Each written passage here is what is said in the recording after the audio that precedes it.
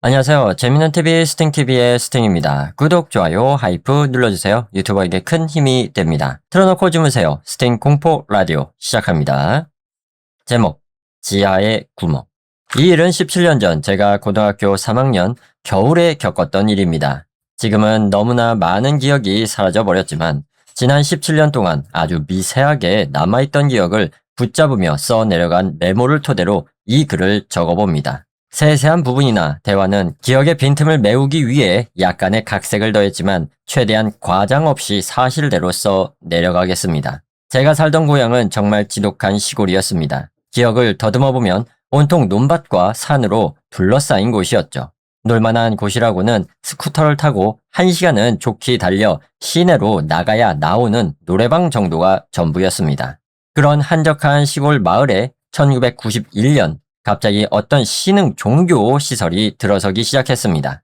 건립계획 단계부터 주민들의 반발이 엄청났고 저희 부모님도 틈만 나면 반대 집회에 나가셨던 기억이 납니다. 시장이나 도지사에게 탄원서도 내고 언론에 제보도 하려고 했지만 종교단체 측에서 어떤 조건을 제시하는 바람에 결국 건설이 강행되었습니다. 그 조건을 두고 마을에서는 온갖 소문이 돌았지만 인구 감소로 재정이 힘들었던 시에 종교단체가 막대한 기부금을 냈고 시청이 주민들의 목소리를 못 들은 척 눈 감아주었다는 설이 가장 유력했습니다. 그 종교시설은 우리 마을 가장자리에 지어졌는데 부지가 자그마치 축구장 수십 개를 합쳐놓은 크기였습니다. 땅값이 워낙 싼 시골이라 가능했겠죠. 고등학교 2학년 가을쯤 시설이 완공되자 부모님과 학교 선생님들은 절대 저기 근처에는 얼씬도 하지 마라. 그곳에 신자들과는 말도 섞지 마라. 라며 신신당부하셨습니다. 어느 날 저희 반 친구들 8명 정도와 함께 호기심에 그곳을 구경하러 간 적이 있었습니다. 사방이 높다란 담벼락으로 막혀 있었고 정면에는 거대한 정문이 버티고 있었죠. 그런데 그 문 위쪽 양 끝에 무시무시한 귀신 얼굴 같은 것이 조각되어 있었습니다. 지독하게 음산한 기운이 풍기는 그 조각을 마주하자마자 가슴이 쿵쾅거리며 본능적인 거부감이 밀려왔습니다. 친구들은 짐짓 센 척을 하며 대박! 저거 악마교 아니야? 악마교! 라며 떠들어댔습니다. 그때 이후로 학교에서는 그 종교를 악마교나 귀신단체라는 해교한 별명으로 부르기 시작했습니다. 가끔 심심할 때면 친구 몇 명과 자전거를 타고 시설 주변을 뱅뱅 돌며 구경하곤 했습니다. 하지만 신기하게도 신자나 관계자들을 단 한 번도 본 적이 없었습니다. 사람 인기척이 너무 없다 보니 특별한 말썽도 일어나지 않았고 시간이 흐르면서 점차 아이들의 관심도 시들해졌죠. 고등학교 3학년이 되자 그 종교시설은 더 이상 화제거리도 되지 않았습니다. 그러던 어느 날 동급생 A가 뜬금없는 제안을 건넸습니다.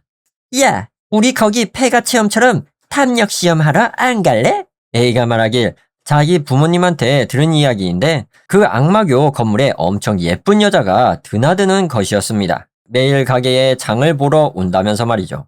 A의 집은 동네에서 유일하게 제법 큰 마트를 운영하고 있었습니다. 매일 대량으로 물건을 사가며 몇십만 원씩 결제해주는 악마교 사람들에게 A의 부모님은 깊이 감사하고 계셨던 모양입니다. A는 우리 부모님 말로는 거기 신자들 엄청 얌전하고 좋은 사람들 같대. 하나도 안 무서우니까 우리 한번 가보자. 라며 저희를 꼬드겼습니다. 저를 포함한 친구들도 매일 반복되는 시골 생활에 지루해하던 참이라 다들 흥미가 생겨 가기로 마음먹었습니다. 멤버는 저와 A, B, C, D까지 같은 반 친구 5명에 후배 EF가 합류해 총 7명의 남학생이었습니다. 7명이나 뭉쳐가니 무서울 게 없다는 분위기였죠. 약속 장소는 시설에서 그리 멀지 않은 지금은 문을 닫은 폐 우체국 앞이었습니다. 제가 도착했을 때 A, B, C와 후배 E는 이미 와 있었지만 D와 F는 30분이 지나도 나타나지 않았습니다. 결국 기다리다 지친 우리 5명만 먼저 출발하기로 했습니다. 시설 근처에 자전거를 세워두고 걸어서 정문으로 향했습니다. 와, 밤에 오니까 진짜 장난 아니게 으스스하다. 손전등 하나 더 챙겨올 걸 그랬나? 이런 말을 주고받으며 긴장을 풀려고 애썼습니다. 거대한 정문 앞에 다다랐을 때 저 멀리 부지 안쪽에 있는 건물 한 곳에 불이 켜져 있는 것이 보였습니다. 대박! 저 신자들 아직도 안 자고 뭐하냐? 악마라도 소환하고 있는 거 아니야? 농담을 던지며 낄낄거리고 있는데 C가 정문을 흔들어 보더니 말했습니다. 야, 이거 꽉 닫혀 있어서 안으로 못 들어가겠는데. 그러자 A가 기다렸다는 듯이 앞장섰습니다. 내가 들어가는 길 알아. 옆으로 돌아서 가면 조그만 쪽문이 있는데 거긴 열려 있어. 예, A, 진작 말 안 하고 뭐 했냐? 투덜거리면서 높은 담벼락을 따라 걸었습니다. 모퉁이를 돌아서 조금 더 걸어가니 정말 어두컴컴한 벽 사이에 작은 문이 숨겨져 있더군요. A가 손으로 밀자 스르륵 문이 열렸습니다. 겨우 사람 한 명이 통과할 만한 좁은 문을 통해 우리 5명은 차례대로 비밀스럽게 잠입했습니다. 그 안은 칠흑 같은 어둠이었습니다. 우리는 손전등을 껐다 켰다 반복하며 드넓은 공터를 서성였습니다. 발을 내디딜 때마다 마른 풀이 파스스 부서지는 소리가 기괴하게 울렸고 어디선가 쿰쿰하고 축축한 흙냄새가 코를 찔렸습니다. 아무것도 없잖아. 건물로 가까이 가는 건 역시 선 넘는 거겠지? 소곤거리며 이야기를 나누다 보니 너무 지루해져서 우리는 조금 더 건물 쪽으로 다가가 보기로 했습니다. 정문에서 건물까지는 약 100m가 넘는 허허 벌판 공터였고 그 끝에 거대한 건물 3동이 나란히 서 있었습니다. 정확히 기억나진 않지만 아주 기이하고 기괴한 형태의 외관을 가진 디자인이었습니다. 건물 주변을 힐끔거리고 걷고 있을 때 건물과 건물 사이에 불이 환하게 켜진 깨끗한 공중 화장실 건물이 뜬금없이 나타났습니다. 그 주변은 깔끔한 흰색 콘크리트로 포장되어 있었고 벤치까지 놓여 있었죠.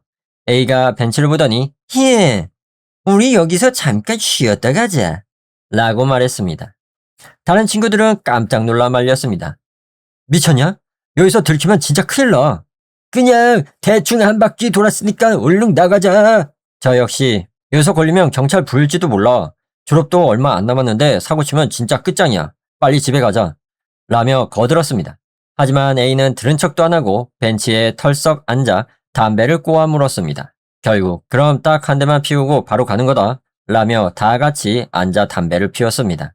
잠시 후 A가 네, 화장실 좀 다녀올게. 라며 공중 화장실 안으로 들어갔습니다.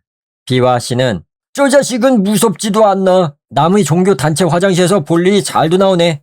볼 일 보다가 악마한테 저주받는 거 아니야? 라며 농담을 주고받고 있었습니다. 그런데 얼마 지나지 않아 화장실 쪽에서 A의 나직한 목소리가 흘러나왔습니다. 예, 얘들아, 이리 와봐. 진짜 신기한 게 있어. 궁금해진 우리는 때를 지어 화장실 안으로 들어갔습니다. A는 칸막이 문 하나를 가리키며 이거 봐, 여기 안에 뭐가 있을 것 같냐? 라며 웃었습니다. B가 화장실 칸에 오줌 누는 곳이겠지 뭐가 있겠냐? 라고 하자 A는 직접 문을 열어봐 라고 부추겼습니다. B가 아, 뭔데 그래? 하면서 문을 발칵 열었습니다. 문을 열자 그곳에는 변기가 아니라 지하로 내려가는 어두운 계단이 입을 벌리고 있었습니다. A가 말했습니다. 이상하지 않냐? 변기가 나란히 있어야 할 자리에 여기만 계단이 있어. 이제서야 저는 상황이 아주 이상하게 돌아가고 있다는 것을 직감했습니다. 뒷목에 소름이 좌르륵 돋으면서 소리 없이 흐르던 차가운 공기가 피부에 닿는 느낌이 들었습니다. 무엇보다 A의 행동이 처음부터 끝까지 수상했습니다. 갑자기 담력 시험을 하자고 제안한 것, 벽에 숨겨진 쪽문의 위치를 정확히 알고 있던 것, 그리고 화장실 문을 일부러 열어 젖힌 것까지 말이죠. 저는 의심 가득한 눈초리로 A에게 물었습니다. 너 설마 진짜 똥 마려워서 들어온 건 맞아? A는 응, 맞지? 라며 말끝을 흐리더니 이내 눈을 반짝이며 말했습니다. 예, 우리 여기 한번 내려가 볼래? 저는 단호하게 거절했습니다. 헛소리 하지 말고 빨리 가자. 여기서 시간 지체하다가 들키면 책임질 거야? 그러자 A가 비아냥거리는 말투로 저를 도발하기 시작했습니다. 헤헤, 너 쫄았냐? 겁쟁이 새끼. 고작 계단 조금 내려가는 게 그렇게 무서워? 그것은 명백한 도발이었습니다. 어떻게든 우리를 지하로 끌어들이려는 의도가 느껴질 정도였죠. B도 제 편을 들어주었습니다. 나도 안 가. 그냥 집에 가자. 하지만 나머지 두 친구는 호기심에 눈이 멀어 오, 재밌겠는데 잠깐 내려가 볼까? 라며 A에게 동조해버렸습니다. A는 역시 니들이 용기가 있네 라며 저와 B를 대놓고 무시했습니다. B가 짜증 섞인 목소리로 난 안 가니까 니들끼리 알아서 가라 라며 내뱉자 A는 그럼 우리 셋이 먼저 내려갔다 올 테니까 니들은 여기서 망이나 보고 있어. 라며 어둠 속으로 가버렸습니다. 그렇게 세 사람은 지하 계단 밑으로 사라졌습니다. 저와 비는 화장실 밖으로 나가지 않고 안에서 기다리기로 했습니다. 화장실 밖은 큰 건물로 둘러싸여 있어 창문이 많았기 때문에 괜히 나갔다가 눈에 띄기 십상이었기 때문입니다. 화장실 안의 무거운 침묵 속에서 비가 조심스럽게 속삭였습니다. 야, 에이 저 자식 오늘 왜 저러냐? 진짜 이상하지 않아? 내 말이 처음부터 우리를 일부러 여기로 데려오려고 작정한 사람 같아. 비도 제 말에 격하게 공감하며 고개를 끄덕였습니다. 우리는 침을 삼키며 만약 누군가에게 들켰을 때 어떻게 변명하고 도망칠지 대책을 세웠습니다. 하지만 5분 가까이 흘러도 세 사람은 돌아오지 않았습니다. 슬슬 짜증과 불안이 밀려왔죠. 비가 그냥 우리 둘이 먼저 가버릴까? 라고 말했지만 문제는 들고 있던 2개의 손전등을 모두 A의 일행이 가져가 버린 상태였습니다. 불빛도 없이 이 넓은 부지에서 그 작은 쪽문을 찾기란 불가능에 가까웠기에 우리는 어쩔 수 없이 지옥 같은 기다림을 이어갔습니다. 그런데 그 순간 저 멀리서 소리가 들려왔습니다. 벅, 벅, 벅 다가오는 여러 사람의 발소리가 고요한 방풍기를 찢고 들려왔습니다.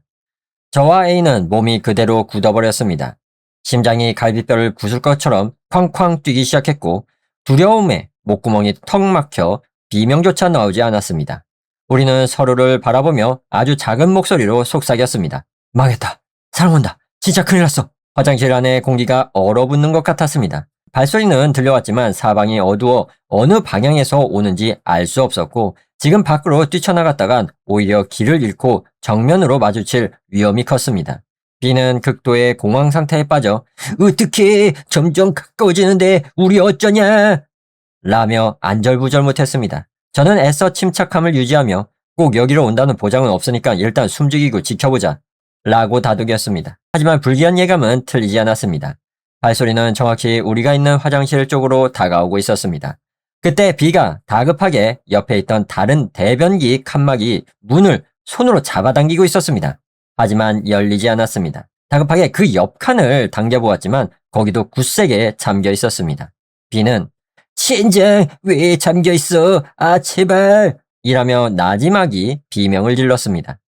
발소리는 이제 화장실 문 앞 15m 전방까지 다가왔습니다. 직감적으로 이들이 무조건 화장실 안으로 들어올 것이라는 확신이 들었습니다. 비 역시 같은 공포를 느꼈던 모양입니다. 우리는 꼼짝달싹 못한 채 화장실 한복판에 서 있었습니다. 비가 결심한 듯 떨리는 목소리로 말했습니다. 어쩔 수 없어. 밑으로 내려가자. 뭐? 진짜로? 그 정체불명의 지하 계단으로 내려가는 것은 죽기보다 싫었지만 화장실 안에는 숨을 곳이 전혀 없었습니다. 어둠 속에서 무작정 밖으로 뛰어나가다 잡히는 것보단 나을 거란 생각이 들었죠. 한밤중에 종교시설이라는 비현실적인 상황이 우리의 이성적 판단을 마비시켰던 것일지도 모릅니다. 발소리가 화장실 문턱을 넘기 직전 저와 비는 계단이 있는 칸막이 문을 열고 소리를 죽여 지하 계단으로 발을 내디뎠습니다. 콘크리트로 된 거친 계단이었습니다. 아주 깊은 지하일 줄 알았는데 예상외로 딱 10계단 정도 내려가니 바닥이 닿았습니다. 눈앞은 아무것도 보이지 않는 암흑이었습니다. 앞서 걷던 비가 더듬거리며 정면에 걸린 문을 찾아 조심스럽게 열었습니다. 그 안에는 방 하나가 있었습니다. 방 천장에는 흐릿한 오렌지색 조명 몇 개가 대롱대롱 매달려 있어 공간 전체가 기묘하고 은은한 주황빛으로 물들어 있었습니다. 저와 비는 방 안으로 기어 들어가듯 들어가 문을 소리 안 나게 닫았습니다. 방을 둘러보니 약 15평 남짓한 크기의 텅 빈 콘크리트 방이었습니다. 그런데 그 방 한가운데 거대한 원형 물체가 대롱대롱 매달려 있었습니다. 말로 설명하기 참 어려운데 거대한 철제 훌라후프 같은 동그란 고리가 공중에 매달려 있는 형상이었습니다. 그 훌라후프의 크기는 얼마나 거대했는지 방 양쪽 끝 벽면에 거의 닿을 정도였습니다. 하지만 저와 비는 그런 기괴한 물체를 신경 쓸 겨를이 없었습니다. 문 뒤에 딱 붙어 숨을 죽이고 있을 뿐이었죠. 제가 모기만한 목소리로 물었습니다.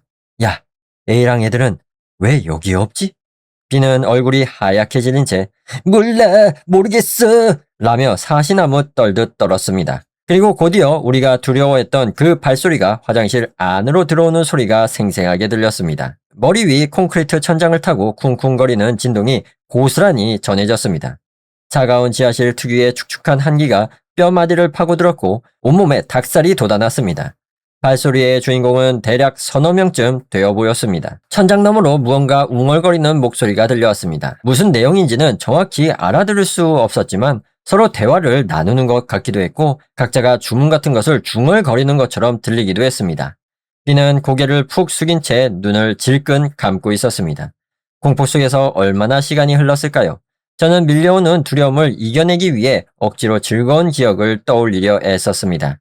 당시 주말마다 챙겨보던 지상파 코미디 프로그램의 유행어들을 필사적으로 속으로 되뇌었죠. 그런데 어느 순간 위에서 들리던 웅얼거리는 목소리가 서너 명이 갑자기 10명 가까이로 늘어났다는 것을 깨달았습니다. 위에 있는 자들이 우리가 여기에 숨어 있다는 것을 이미 다 알고 있는 것만 같았습니다. 미칠 것 같은 공포에 온몸이 사정없이 떨렸고 정신이 아득해졌습니다. 그때 귀를 찌르는 주문 소리가 뚝 끊기더니 덜컥덜컥 하고 문이 연속으로 2번 열리는 소리가 나고 이어서 또 한 번 덜컥 하는 소리가 울렸습니다.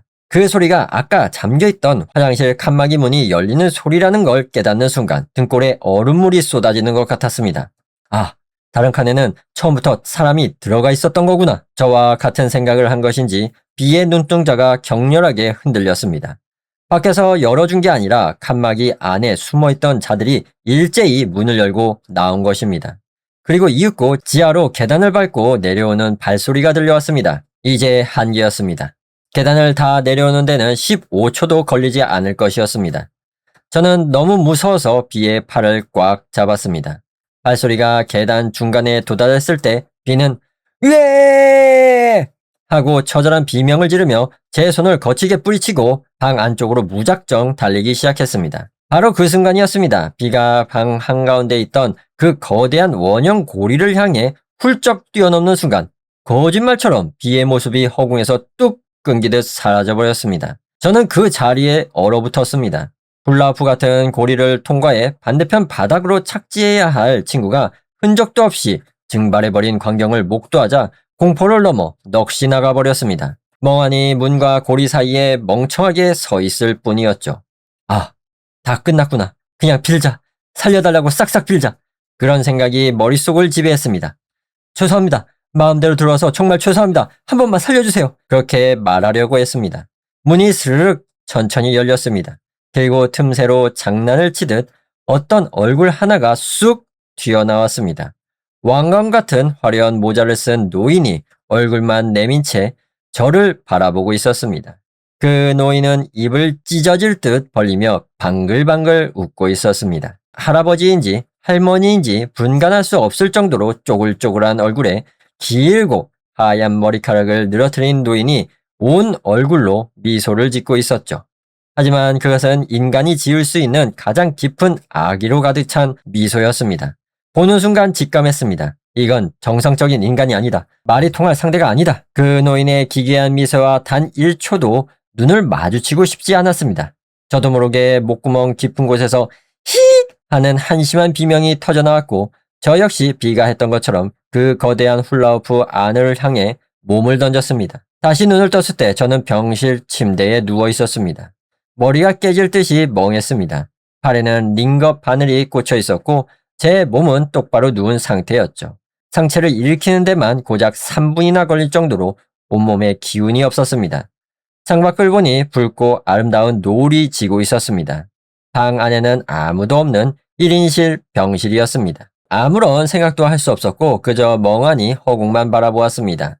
그렇게 얼마나 있었을까요? 문이 찰칵 열리더니 간호사 한 분이 들어왔습니다. 간호사는 저와 눈을 마주치자마자 소스라치게 놀라며 눈을 크게 뜨더니 들고 있던 차트를 떨어뜨릴 듯이 밖으로 뛰쳐나갔습니다. 잠시 후 주치의를 비롯한 의사 여러 명이 달려와 저에게 이것저것 말을 걸었지만 제 귀에는 웅웅거리는 소리로만 들릴 뿐이었습니다. 시간이 흐르면서 점차 의식이 뚜렷해지기 시작했습니다. 의사가 부드러운 목소리로 말했습니다. 방금 보호자분들께 연락드렸단다, 얘야. 너 아주 오랜 시간 동안 잠들어 있었어. 하지만 걱정할 필요 없다. 이제 다 괜찮아질 거야. 도무지 무슨 소린지 알 수가 없는 말이었습니다. 잠시 후 제 어머니처럼 보이는 중년 여성과 앳된 얼굴의 여고생이 엉엉 울며 병실로 뛰어들어왔습니다. 하지만 그 사람은 제 어머니가 아니었습니다. 그리고 제 이름은 그들이 부르는 이름이 아니었죠. 어머니를 자처하는 여성은 제 손을 잡고 살아주어서 고맙다 라고 오열했고, 여고생은 저를 향해 오빠 보고 싶었어 라며 제 품에 안겨 눈물을 쏟았습니다. 하지만 저에게는 여동생이 없습니다. 저보다 3살 많은 대학생 형 한 명뿐이었죠. 저는 겁에 질려 그들을 밀쳐내며 물었습니다. 누구세요? 당신들은 대체 누구냐고요? 의사는 울먹거리는 가족들을 달래며 속삭였습니다. 오랜 혼수 상태로 인한 일시적인 기억 상실증 같습니다. 시간이 지나면 차차 뇌 기능이 회복될 테니 너무 걱정 마세요. 그날 밤 어머니라는 분은 제 침대 곁을 지키며 밤새 눈물을 흘렸습니다. 정밀 검사를 받는 동안 저는 의사에게 계속해서 하소연했습니다. 선생님, 저는 그 사람들이 누군지 전혀 몰라요. 제 이름은 그 이름이 아니고 제 진짜 가족들은 시골에 있어요. 그러나 의사는 곤란한 표정으로 고개를 가로지를 뿐이었습니다. 기억에 큰 혼선이 온 모양이구나. 얘야, 너는 자전거를 타고 사고를 당해 무려 2년 동안 식물인간 상태로 누워 있었단다. 그래서 아직 기억이 온전치 못한 거야. 그 말을 들었을 때 슬프거나 충격적이라는 감정조차 들지 않았습니다. 지금 눈앞에 펼쳐진 현실이 전혀 감이 잡히지 않아서 충격을 받을 여유조차 없었던 것이죠.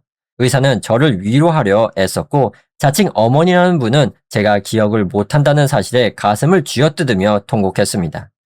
볼 일이 급해져서 화장실에 가겠다고 했습니다. 침대에서 내려오는데 다리가 마치 천근만근 무거운 모래주머니를 단 것처럼 굳어 움직이지 않았습니다. 의사와 여동생이라는 아이가 저를 부축해 주었습니다. 화장실에 들어가서야 비로소 그날 밤의 기억이 번개처럼 뇌리를 스쳤습니다. 신기하게도 눈을 뜬 이후 몇 시간 동안 그 공포스러웠던 담력 시험에 대한 기억은 단 한 번도 떠오르지 않았던 것입니다. 화장실이라는 공간 자체가 소름 끼치게 무서웠지만 옆에서 붙잡아주는 사람들 덕분에 겨우 들어갈 수 있었습니다. 그리고 볼일을 마친 뒤 세면대 앞 거울을 바라본 순간 저는 자지러지는 비명을 질렀습니다. 거울 속에 비친 얼굴은 제가 아니었습니다. 완전히 처음 보는 낯선 타인의 얼굴이었습니다. 기억은 나지 않지만 그때 제가 극심한 발작과 패닉을 일으켜 병원이 한바탕 뒤집어졌다고 합니다. 그 후로 한 달 가까이 정신과 병동에 입원해 있었습니다. 저는 면회를 오는 부모라는 사람들과 여동생 그리고 자칭 제 친구들과 담임 선생님이라는 사람에게 끊임없이 소리쳤습니다. 난 당신들을 몰라요. 내 진짜 친구들은 A랑 B란 말이에요. 제가 기억하는 과거와 시골 마을의 풍경을 필사적으로 설명했지만 돌아오는 것은 뇌 손상으로 인한 기억 장애라는 진단뿐이었습니다. A라는 아이도 B라는 아이도 이 세상에 존재하지 않는 인물이라며 저를 설득하려 했습니다. 하지만 주변 사람들은 저를 정신병자 취급하기는커녕 너무나 안쓰러워하며 지극정성으로 돌봐주었습니다. 그들의 말에 따르면 저는 고등학교 하굣길에 자전거 옆에 쓰러진 채 지나가던 행인에게 발견되어 곧바로 병원으로 이송되었다고 하더군요. 그리고 이 세 개의 정보들은 제가 알던 것과 사사건건 어긋났습니다. 예를 들어 여기는 대한민국 서울이야 라는 말을 들었을 때 제 기억 속 지도에는 서울이나 대한민국이라는 나라는 존재하지 않았습니다. 화폐 단위도 역사도 교과서에 나오는 위인들도 전부 제가 배우던 것과 달랐습니다. 의사는 제 이야기를 흥미진진하게 들으며 그럼 네가 살던 세계는 어떤 곳이었니? 라고 물었지만 신기하게도 세부적인 국가 이름이나 지명은 기억 밑바닥으로 사라져 떠오르지 않았습니다. 게다가 결정적으로 A와 B의 진짜 본명조차 기억나지 않았습니다. 그저 내 고향 친구들이라고밖에 설명할 수 없었죠. 그 종교시설 지하에 들어가 훌라후프 같은 고리로 뛰어들었다는 이야기를 몇 번이고 반복했지만 의사는 그저 기나긴 혼수 상태 동안 네 뇌가 만들어낸 아주 생생한 꿈이란다 라며 부드럽게 넘겨버렸습니다. 정말 무서운 건 뭔지 아십니까? 시간이 흐를수록 제 자신조차 그들의 말에 쇠뇌당하기 시작했다는 점입니다. 아, 내가 진짜 기억상실증에 걸린 거구나. 내가 기억하는 그 시골 마을과 친구들은 전부 긴 잠을 자는 동안 상상해낸 다른 세계의 꿈이었던 걸까? 그렇게 믿기 시작한 것입니다. 결국 저에게는 선택지가 없었습니다. 이 낯선 타인의 몸과 인생을 제 것으로 받아들이고 살아가는 수밖에요. 퇴원 후 가족들이 손을 잡고 돌아간 집은 제 생전 처음 보는 구조의 집과 낯선 동네였습니다. 저는 정기적으로 정신과 상담을 받으며 이 새로운 인생에 적응하기 위해 필사적으로 노력했습니다. 다행히 일상적인 단어나 대화에는 전혀 지장이 없었습니다. TV, 냉장고, 리모컨 같은 가전제품이나 일상용어는 소름 끼치도록 자연스럽게 몸에 익어 있었으니까요. 처음에는 가족들에게 낯을 가리며 극 존칭을 쓰고 제 속옷을 어머니가 세탁해 주는 것에 거부감을 느끼며 혼자 빨래를 하기도 했습니다. 하지만 인간의 적응력은 무서운 법이라 어느샌가 그들이 진짜 내 가족처럼 느껴지기 시작했고 이전의 기억은 전생이나 지독한 악몽 정도로 치부하게 되었습니다. 그렇게 마음을 먹자 신기하게도 이전 세계의 기억들이 모래성처럼 스르륵 바스러져 사라져갔습니다. 그토록 선명했던 진짜 부모님의 얼굴, 형의 목소리, 고향의 풍경을 떠올리는데 점점 더 오랜 시간이 걸리게 되었죠. 하지만 딱 하나 그 종교 시설에서의 마지막 밤만큼은 지워지지 않는 낙인처럼 생생하게 남아 있었습니다.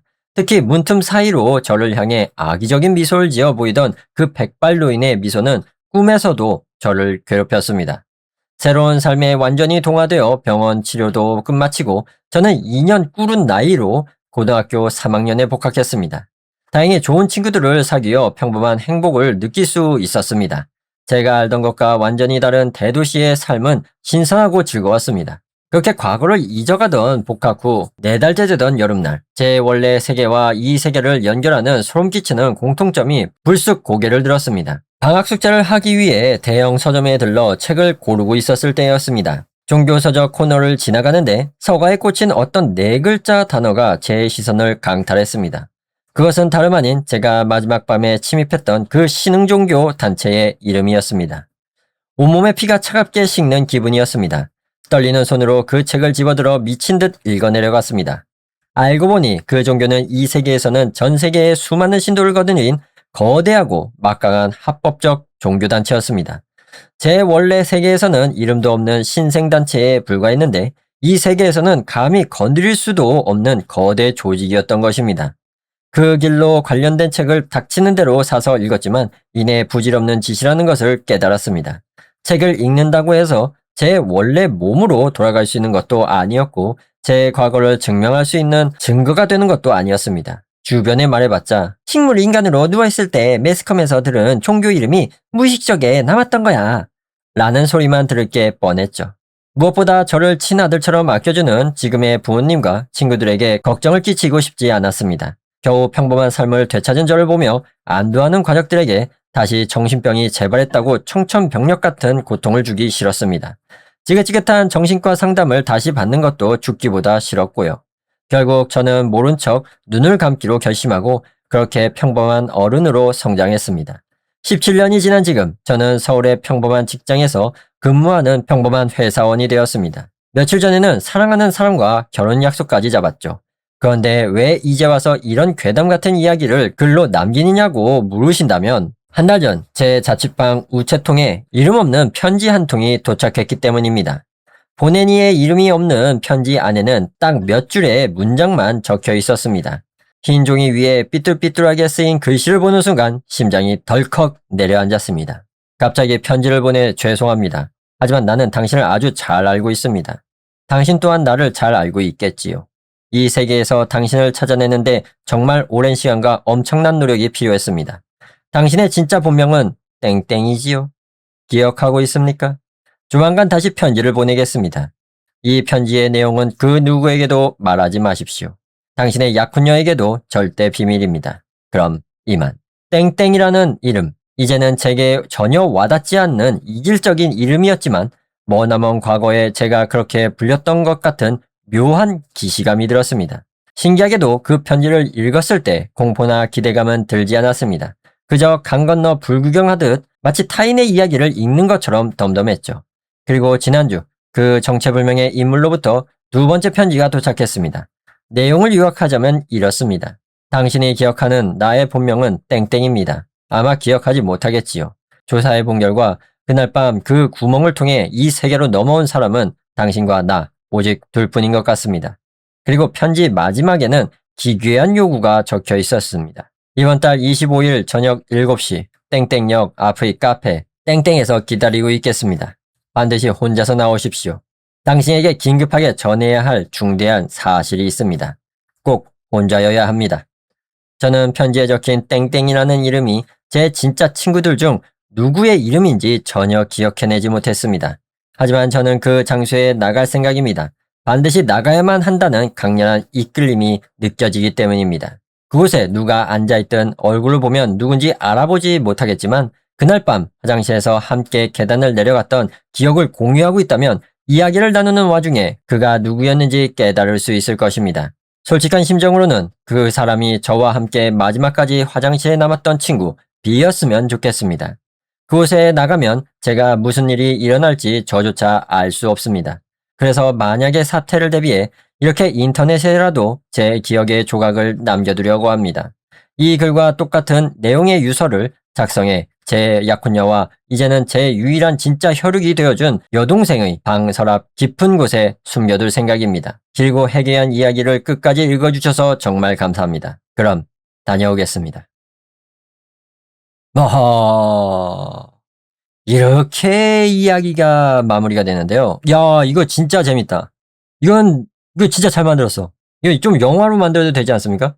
어떻게 내 자신이 신체 강탈을 당한 거잖아. 영혼 강탈인가요? 이게 영혼 강탈이라고 해야 되나? 신체 강탈이라고 해야 되나? 하여튼 내 신체를 강탈당하고 새로운 삶을 살게 된 거지. 그러니까 그 신흥 종교에 의해서. 그래갖고 새로운 삶을 살다가 이제 그냥 수긍하고, 아, 내가 그런가 보다 하고 수긍하고 살고 있는데, 아니, 알고 보니까 이게 진짜 신체 강탈 당한 거였네? 그러니까 이게 무슨 일이야? 하면서 점점 이게 뭔가 밝혀질 것 같은 그런 느낌을 주면서 딱 여운으로 끝나는데, 야, 잘 만들었는데요? 재밌는 이야기였습니다.